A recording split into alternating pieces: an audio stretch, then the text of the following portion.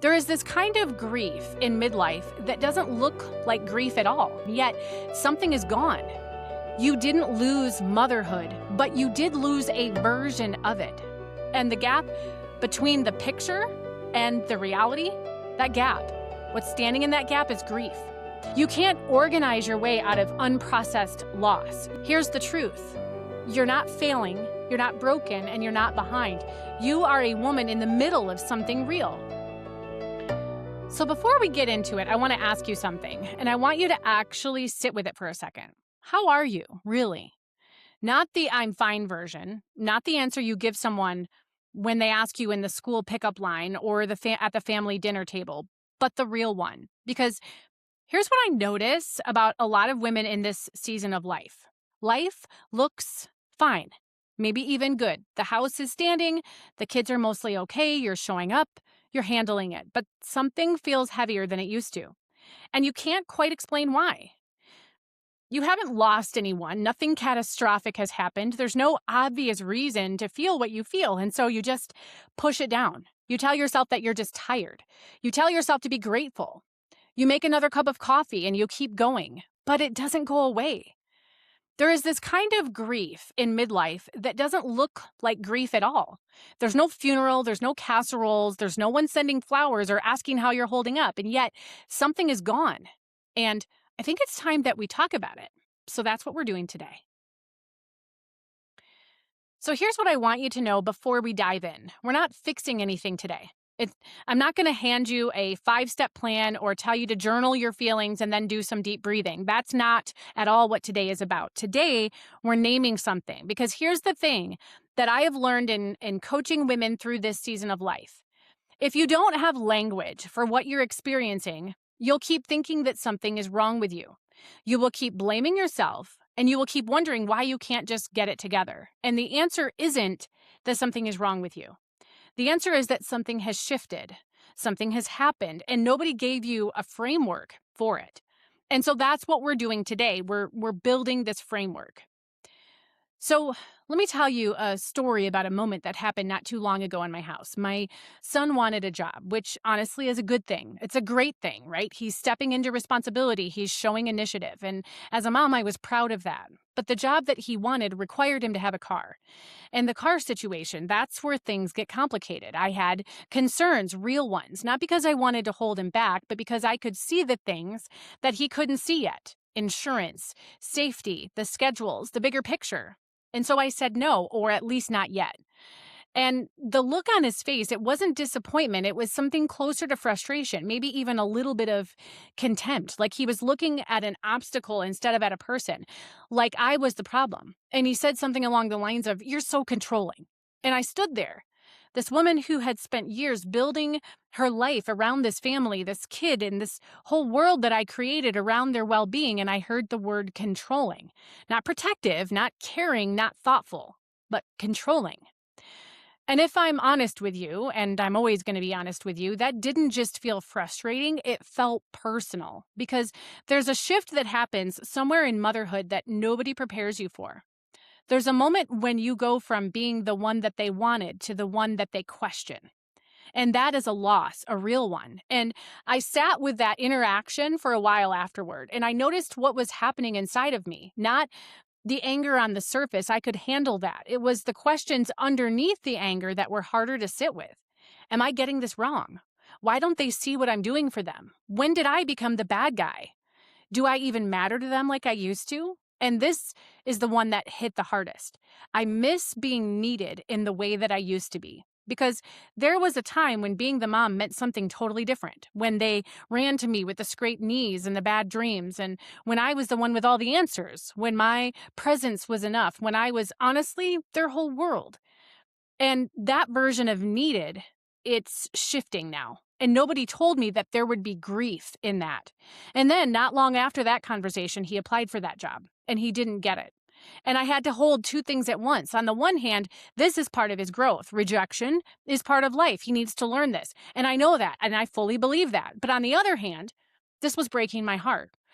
Watching your kid get rejected when they're pushing you away in the same breath is a very particular kind of painful because you can't swoop in and fix it. You can't kiss it and make it better. You can barely even acknowledge it without it becoming a thing. And so you stand at a distance, holding your breath, loving them fiercely and quietly and from a place that they can't see. And if I'm really going to be honest with you, there are days when I cannot wait for them to grow older and move out. When the tension and the pushback and the emotional labor of navigating teenagers who think that you're the enemy feels like too much. But then there are days when the thought of them leaving makes me want to stop time. That's the balance. It's the impossible, beautiful, gut-wrenching balance of this season. I can't wait for them to move out sometimes, and then I never want them to leave, both at the same time. And if you've ever felt that, if you've ever caught yourself feeling relief at the idea of empty nesting and then immediately feeling guilty about it, I want you to know that's not abnormal. That's midlife motherhood. And this is what I mean when I say that there are losses in midlife that never get acknowledged. And this isn't just about parenting. Now, stay with me here because I want to broaden this out. I want you to see the full picture. In our culture, we have very clear rituals for loss. Someone dies and we gather, we mourn, we bring food. Someone gets divorced and people rally around the person. Someone loses a job and there's acknowledgement that something happened. But what about the losses that don't have ceremonies or any pomp and circumstance? Because here's the truth about midlife. Nothing officially ended. You're still a mom. You're still married. You still have a life. And on paper, really everything is intact. But something has changed. And because nothing officially ended, you never got permission to grieve it. Nobody sat with you. Nobody brought the casserole. Nobody asked how you're holding up. You just woke up one day carrying something heavy with no name for it and started wondering what was wrong with you. That's the trap, and I want to help you out of it. This is so important, what I'm going to say. So if you're kind of half paying attention, lean in close for this part.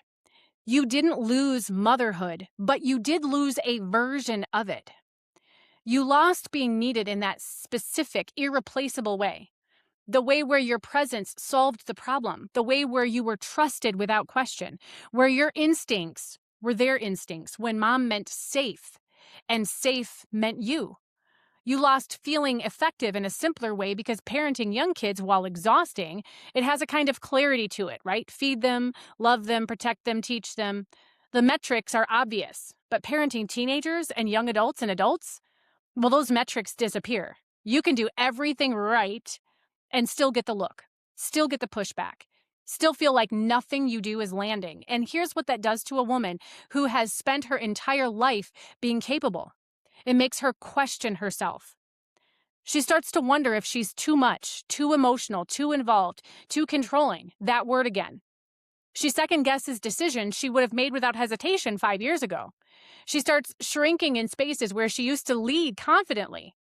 And she tells herself it's fine. She tells herself this is just what parenting teenagers looks like. And she keeps moving. But underneath that movement, she's quietly grieving. You lost feeling close without resistance. There was a season when your presence was comfort, when you walked into the room and the energy kind of settled, when they wanted to be near you. And now you walk into the room and sometimes the energy shifts in the other way. Sometimes your presence is the thing that creates friction. And you have to find a way to not take that personally while also being completely human about the fact that it hurts. And none of that gets a funeral. But let me expand this even further because I said earlier, it's not just about parenting. It's the version of the future that you thought you'd have by now. Here's something I see constantly in the women that I work with. There's this picture that they've been carrying. It's a mental image of what their life would look like at this age and stage. Maybe it was formed in their 20s. Maybe they weren't even conscious of it. It was just this quiet assumption running in the background that the marriage would feel a certain way. It was just that the career would have gone in a certain direction. The body would look or feel different. That's never going to happen to me. The house would be a certain kind of peaceful. Life would feel more stable, more settled. And then midlife arrives and it holds up a mirror.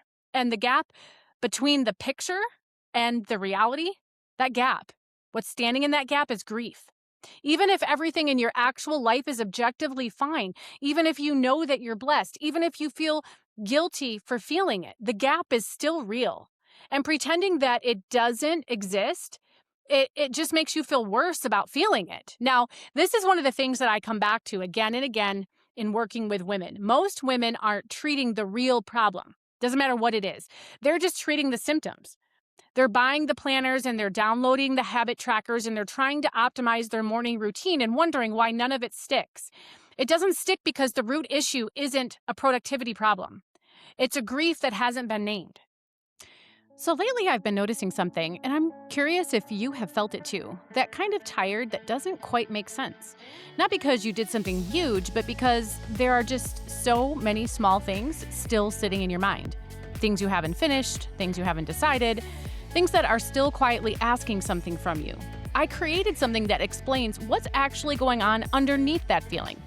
It's a short guide called The Losses Midlife Women Carry That No One Talks About, and it walks through why midlife can feel heavier than expected and what you may be carrying without even realizing it. So if this is something that resonates with you, you can grab it for free. Just go to midlifewomenlosses.com. You can't organize your way out of unprocessed loss. You can't schedule your way into peace if what you're actually carrying is grief. That's not a systems problem. That's a soul problem. And it requires something different than another checklist. And there's also the energy that you used to have that comes into play. When did that change? When did you stop bouncing back after a hard week? When did rest stop being restorative and start feeling like a debt that you can't ever fully repay? Nobody tells you that midlife hits your body differently, that hormones shift and sleep changes and recovery takes longer, and the mental load that you used to carry without noticing now feels like it has physical weight. Nobody prepares you to grieve the version of yourself who could push through without consequence. And I want to be careful here because I'm not talking about giving up. I'm not talking about accepting defeat or lowering the bar. I'm talking about the grief that comes from your body asking you to operate differently than it used to and not knowing how to honor that without feeling like you're failing or falling behind. Because here's what I hear from women constantly. I used to be able to handle so much more. I don't know what happened to me. I feel like I'm failing at things that should be simple, and they used to be simple. This is not failure. This is a woman who is grieving a version of herself that she hasn't been given permission to mourn. It's the version of you who felt lighter. There's this version of you, maybe from 10 years ago, maybe 20, who laughed more easily, who didn't carry the weight of so much, who woke up with some version of hope or energy or possibility, even if her life wasn't perfect. She wasn't more capable of you than you are now. She was just carrying less. She hadn't accumulated the weight of all of these years yet, in the disappointments and the pivots and the seasons that asked more than you expected to give.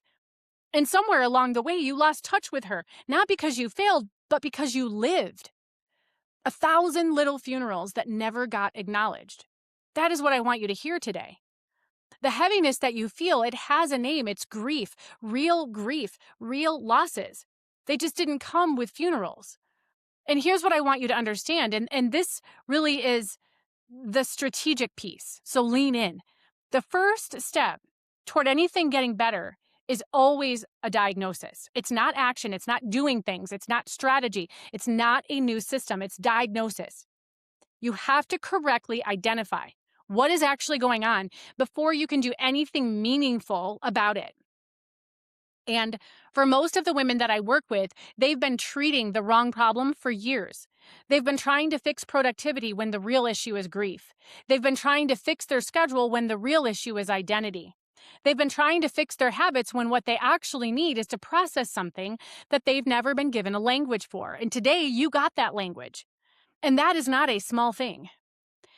And now I need you to say something, I need to say something important, and I need you to hear this clearly. So again, if you're kind of half paying attention, give me all your focus for just a minute. None of these things mean that something is wrong. It means that you have lived. You can only grieve what you've had. And the fact that you're grieving a version of motherhood means that you've experienced it deeply. You didn't coast through those years. You were present. You were plugged in. You cared for your kids. You invested in them. You showed up. You can only grieve the future you imagined if you were brave enough to imagine it in the first place. You can only grieve the energy that you used to have if you actually used that energy for something that mattered. And so this grief, it's not a sign of weakness or dysfunction. It's the evidence of a life fully engaged. And here's the reframe I want to offer you. What if the heaviness that you've been carrying isn't a sign that you're falling apart, but a sign that you're growing? What if feeling the weight of these invisible losses is actually the beginning of something? Because here's what I know. You can't move forward from something that you haven't named. You can't process what you're not willing to see, and you can't grieve what you keep pretending isn't gone. The women who stay stuck in this season, the ones who keep white knuckling through the week after week after week, numb and exhausted and quietly falling apart, they're stuck because they never gave themselves permission to name what they're actually carrying. They're busy pathologizing themselves and trying to process and label themselves with a bunch of labels rather than processing their grief. They keep asking, what's wrong with me? When the real question is, what am I carrying that I haven't acknowledged yet? This is the difference between suffering and processing. And today we're moving towards processing. There's actually something really meaningful happening during this season. You are being asked to grow into a version of yourself that is less about what you do for everyone else and more about who you actually are. That doesn't have to be loss. This can be depth. So let me bring it back to my son for a minute. When I sat with that interaction, when I let myself feel the sting of it instead of just powering through, something shifted in me. I thought, he can't see it right now. He doesn't have the perspective yet to understand what I am building for him. He doesn't know what I know. He hasn't lived what I've lived. He's 17 or 19 or 22 or whatever age your kid is at the moment when you're experiencing something similar. And your kid is doing exactly what kids at that age do. He's pushing against the edges. But one day he will. One day he will see it. He will get it. I have to believe that, and so do you. It's not wishful thinking, but it's grounded. This is actually a grounded truth about how growth works. The perspective that I carry right now, the one comes from being 50 something and having lived through things that he hasn't faced yet. Well, he doesn't have access to that yet, but he will. And in the meantime, my job isn't to be validated by him. My job isn't to need him to see my worth in order to keep showing up. My job is to lead anyway. My job is to lead even if he can't see it. And I want to sit with that for a minute because I think it's one of the most important reframes for women and moms in this season. We have spent years, decades, some of us, leading from a place of feedback. Our kids needed us and we showed up. Our husbands or partners expressed appreciation and we felt valued. Our friends called and we felt connected. Our work produced results and we felt effective. The feedback loops were relatively intact. But midlife disrupts that feedback loop. The kids push back instead of leaning in. The marriage settles into a kind of routine that doesn't always feel like appreciation. The body doesn't respond the way it used to. The work feels less certain, and suddenly you're leading, you're showing up, you're doing the work, you're carrying the weight without the external confirmation that it's working. And for a woman who has been wired to measure her worth by her output and the response of the people around her, this is now disorienting. This is destabilizing. And that is exactly where a lot of women in midlife get stuck. Because here's what is happening. When the external feedback disappears, we either collapse inward or we overfunction outward. We either shrink, we stop taking up space, stop trusting our instincts, start deferring to everyone else's opinions because we've lost confidence in our own, or we push harder, do more, try to manufacture the response we're not getting organically. Neither one of these are actually leadership. Real leadership, leading yourself, means making the decision and moving, even when the confirmation doesn't come. It means trusting your compass when the GPS keeps rerouting. It means staying steady in the role, even when the role isn't giving you the same return that it used to. And I want to say something directly now because I think some of you need to hear this today. You are not getting this wrong. The fact that your teenager pushes back doesn't mean that your parenting is failing. The fact that your marriage feels different than it used to doesn't mean that it's broken. The fact that you feel lost doesn't mean that you are lost.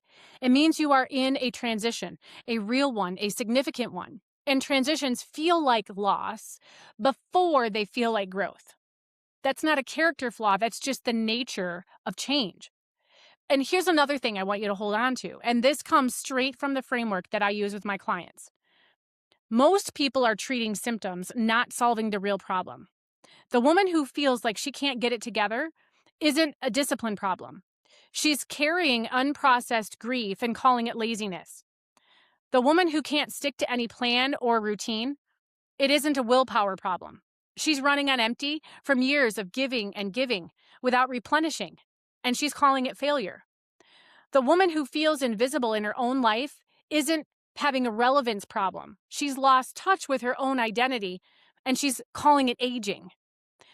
When you can diagnose correctly, you can treat correctly. And the correct diagnosis for so many of the women that I work with, it starts here with naming what's actually been lost, with giving yourself the language, with stopping the spiral of what's wrong with me and replacing it with a far more accurate question. That is, what have I been carrying that I haven't acknowledged? That shift from self-blame to self-awareness is where everything starts to change. Now, let me also say this because I think it needs to be said. Acknowledging this grief does not mean you're giving up. It doesn't mean you're wallowing. It doesn't mean you're weak or self-indulgent or too much. It means that you're honest. It's the beginning. Honesty is the beginning of every real change that I've ever seen in my life and in the lives of the women that I work with. You cannot build a life that fits the woman you are becoming if you're pretending you're still the same woman that you were 10 years ago. You cannot lead yourself forward if you won't look clearly at where you actually are. So lately I've been noticing something, and I'm curious if you have felt it too. That kind of tired that doesn't quite make sense. Not because you did something huge, but because there are just so many small things still sitting in your mind. Things you haven't finished, things you haven't decided, things that are still quietly asking something from you.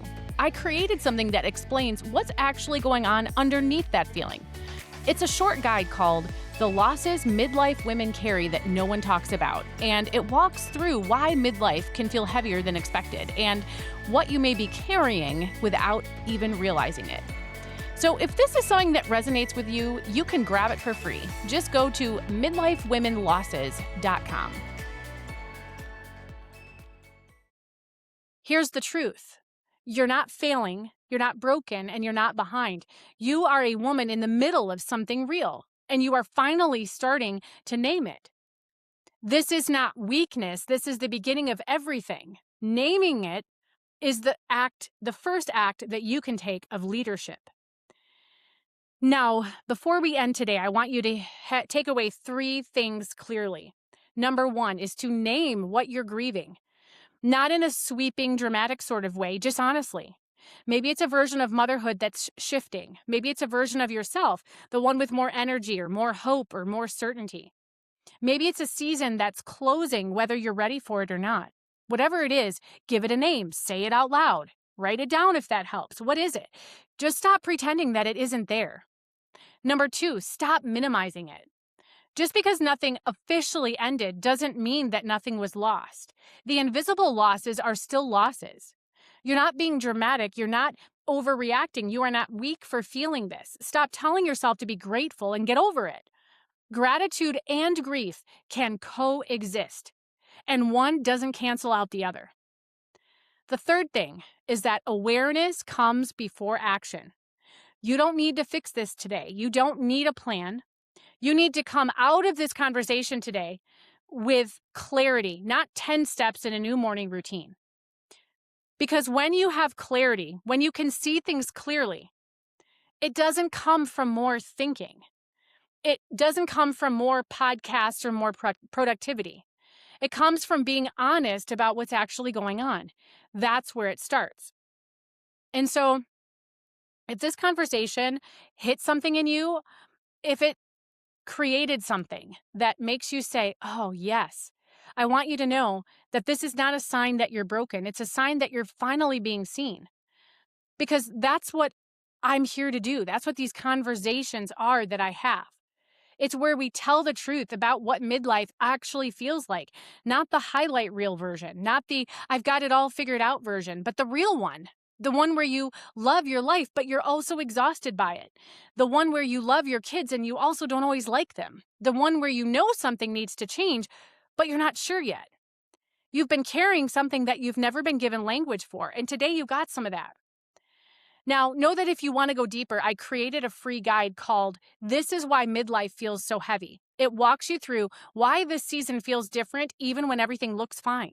The hidden layers of responsibility and expectation and identity that have been building over time, and a simple but powerful shift that can start to make things feel more manageable. It's linked in the notes below. Know that it's not about changing your entire life or dropping responsibilities that you can't drop. It's about finally understanding what's really going on so that you can start carrying your life in a way that actually supports you. Again, you can find the link below. Grab it. It's short, it's real, and it might be exactly what can start to support you. And know that if this conversation resonated with you, do me a favor, share it with the woman in your life who needs to hear it. You probably already thought of someone while you were listening. That thought is a nudge. Follow it. Now, know that next week we're going deeper in this same conversation. I'll be back with more truth and more real strategizing and more of the conversations that midlife women actually need to have. And so, we'll be back then.